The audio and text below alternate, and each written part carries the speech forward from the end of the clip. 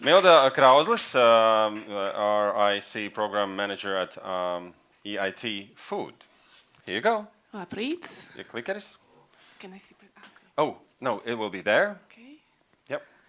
So, as you understand from my name, I couldn't resist to be here in Riga, where there's monument of Milda. So each time I have opportunity to travel here, I'm doing with a big pleasure, especially that I'm Lithuanian. So being here in Latvia also remembers me, my home country. And I'm in love in Latvian food. So this is why I'm here in person. EIT Food is collaborating here in Latvia with Rīgas University that performs as our hub.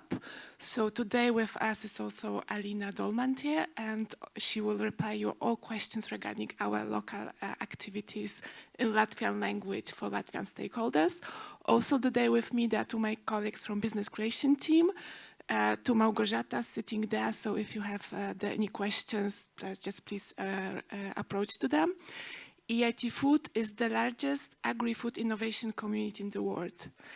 I will start my presentation by the challenges our sector needs to face. So the most important, we need to feed the growing world population. We are in the situation that the part of population is overweight. At the same time, there are a very big amount of people under nutrition. The second challenge around environmental.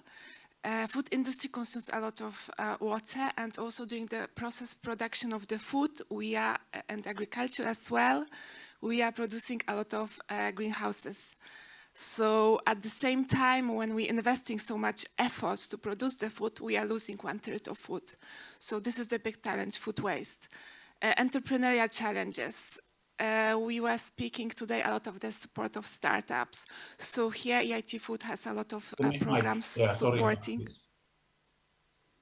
Sorry? Hello, Miko. You have to wait now. It's Milda speaking now. So here I'm going to also point it to you. You pointed the gender balance. Also, we can see this, this in startup community.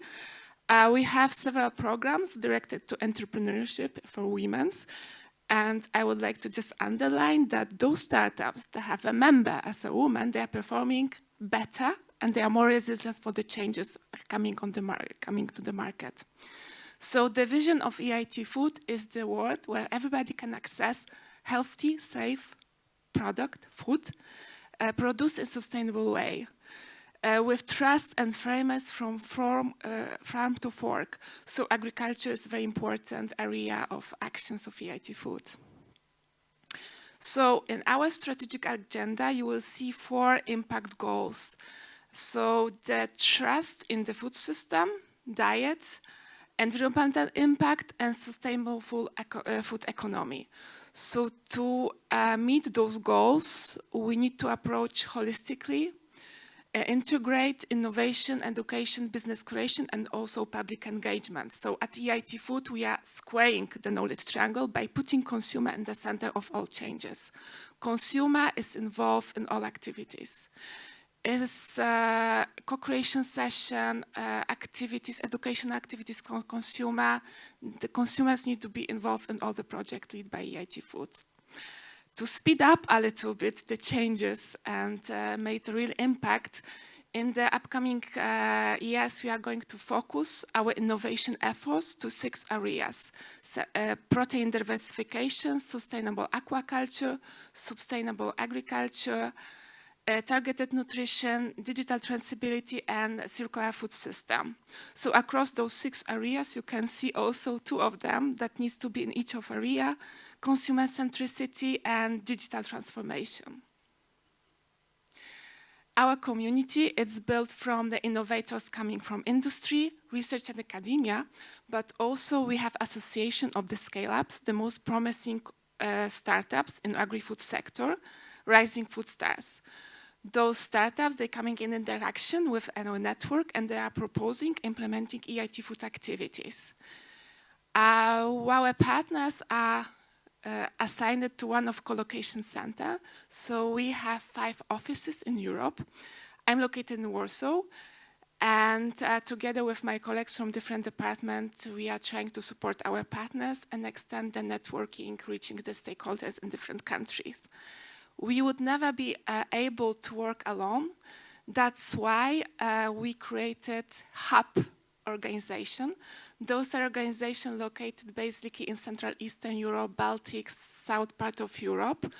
Those are organizations coming from academia, industry, NGOs. They are working together to reaching local stakeholders, reaching farmers, reaching consumers, SMEs, designing and implementing EIT Food activities with us together.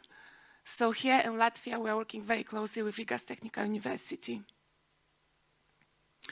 When you visit our website, you will see the cluster of our activities in the 4 functional areas. Here, this public engagement, which is important for us. We have special platform for dialogue with consumer, Food Unfolded. We have MOOCs and SPOCs, online courses for consumers. Today, I would like to, however, a little bit concentrate on the startup support activities and educational activities.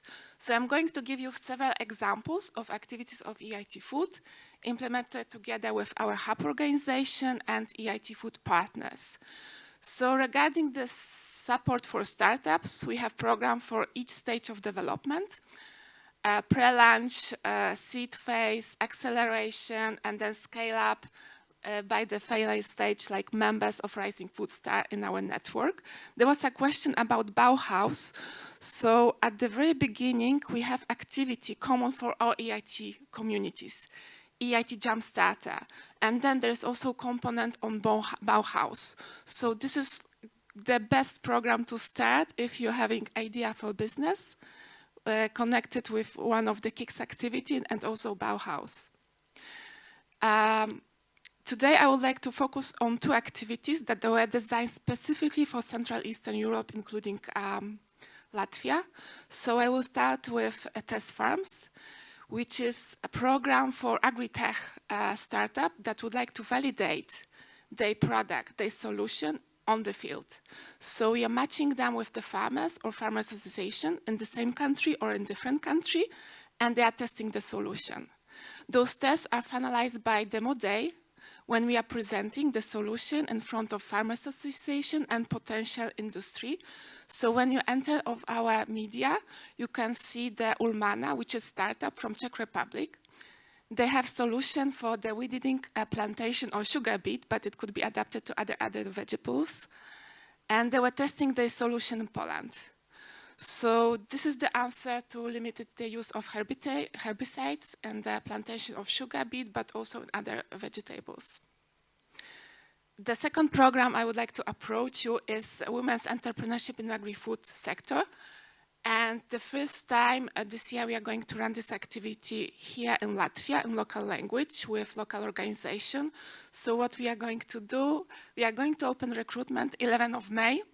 For women, especially from rural areas, and support them with training, mentoring, and prepare to establish a business and to have those more women entrepreneurs in our sector. A few words about education activity for public sector. When we are talking about education, we are talking a lot about the activities for students, professionals. Here, I would like to point out that for us, building the dialogue for policy sector is very important. So one of activity is Government Executive Academy, when we are talking about implementation of smart specialization strategy.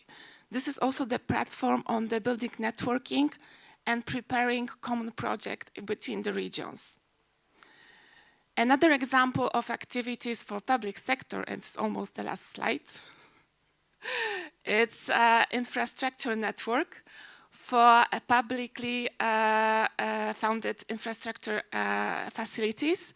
They are coming with the team with the local authorities members, and we are in this education activities preparing commercialization plan, the service for industry. I will speed up by inviting you to our annual conference on EIT Food. We are organizing conference every year. This year, the main focus will be on decarbonization of our sector. There will be panel session on combo farming, regenerative agriculture and education. Also, I wanted to invite you to our website to upload 2 of our reports. The first one was on the impact of the COVID on the agri-food sector. We run in Central Eastern Europe. And you have this report also in Latvian language.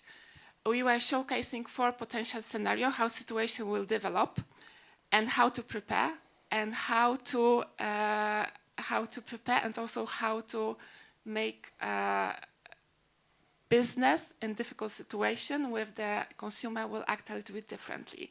The second report is on the emission of greenhouses by our sector and some solutions, especially in digitalization, that are already on the market. So thank you for your attention. Really, I'm inviting you to visit our website. We have dedicated section for Latvia. And of course, I'm here to answer also your questions together with my colleague and representatives of our hub. Thank you. Thank you, Milda. Thank you. You're mentioning also foresights on how COVID was impacting your programs and situation. Do you have any research already to mention, or can you mention some tendencies? Yes, thank you for this question because I was feeding up and really I wanted to put point here. So we were using foresight methodology to see the potential development scenario.